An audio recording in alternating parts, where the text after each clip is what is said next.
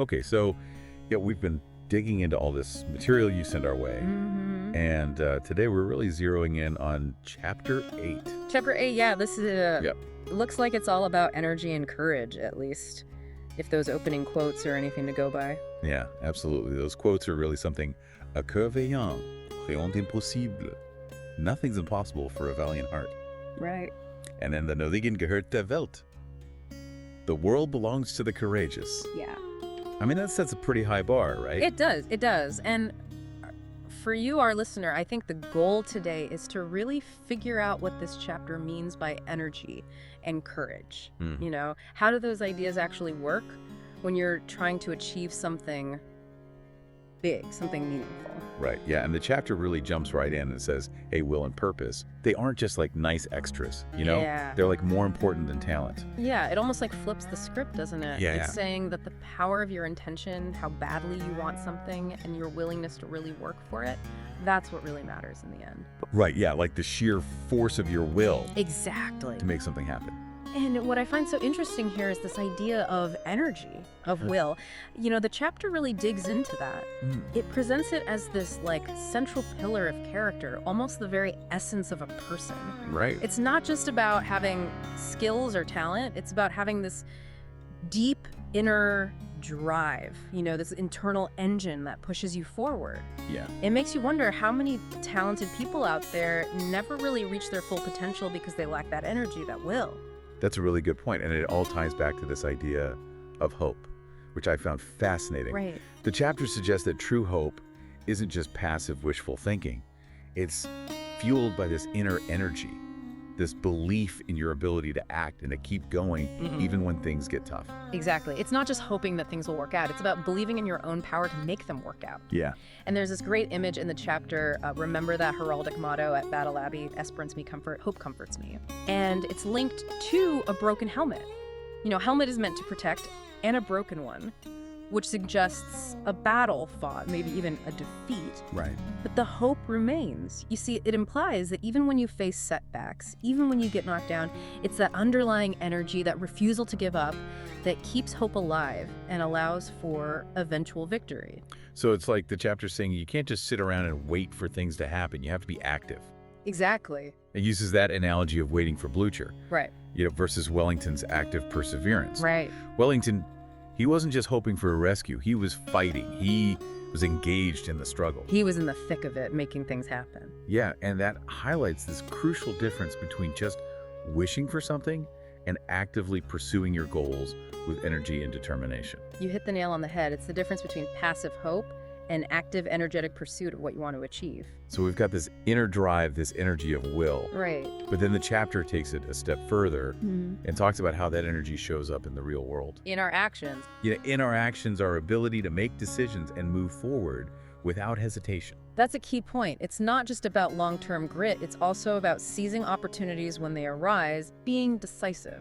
Right, being in the moment. Exactly. And think about it. How often have you missed out on something because you hesitated, because you weren't quite ready to act? Oh yeah, all The chapter gives that great example of Ledyard the traveler. You know, when he was asked about leaving for Africa, his response was immediate, tomorrow morning.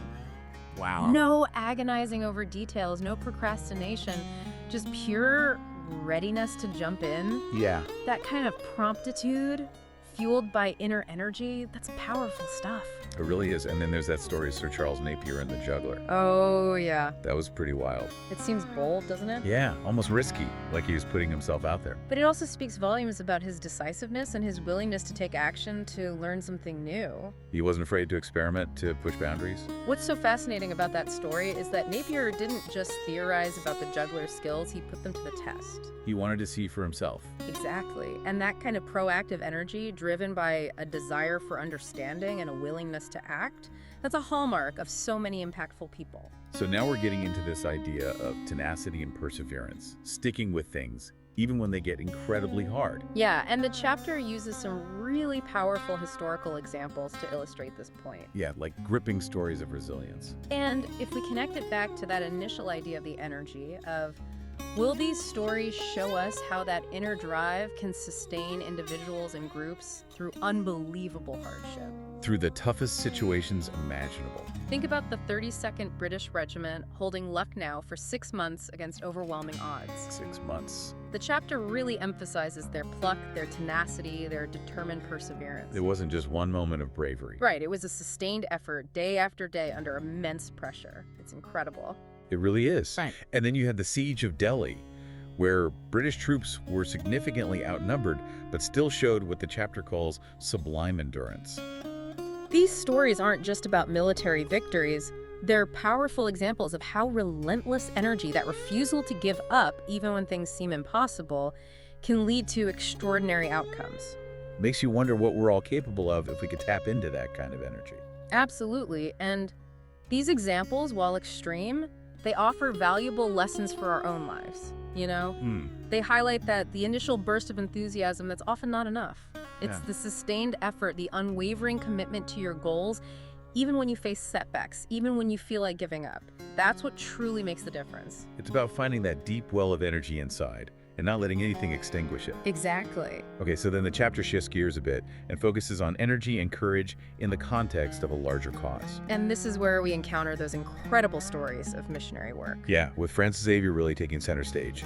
His story is just remarkable. The sheer intensity and scope of his dedication is hard to grasp. It really is. He traveled tirelessly across vast distances. He performed baptisms until his hands were physically exhausted. He just kept going. He faced hunger, thirst, danger constantly. Yeah. Yet his commitment never wavered. You know, there's that powerful quote where he says he's ready to suffer it 10,000 times for the salvation of a single soul. Wow. That really sums up the extraordinary level of energy and unwavering courage that defined his life. It's a level of dedication that's hard to imagine. It really is, and the chapter doesn't stop there. It goes on to mention all these other missionaries, Schwartz, Carey, Marshman, Livingstone, showing that Xavier wasn't an anomaly. He was part of a continuing legacy of energetic service driven by deep conviction. Right, like this chain of inspiration. Exactly, and that brings up an interesting point about purpose-driven energy. It has the power to inspire others. You know, one person's unwavering commitment can ignite a fire in others, motivating them to dedicate their lives to causes they believe in. Yeah, it creates a ripple effect. The chapter uses these examples to show how this kind of energy, it can often transcend personal limitations and fears when it's directed towards something bigger than yourself.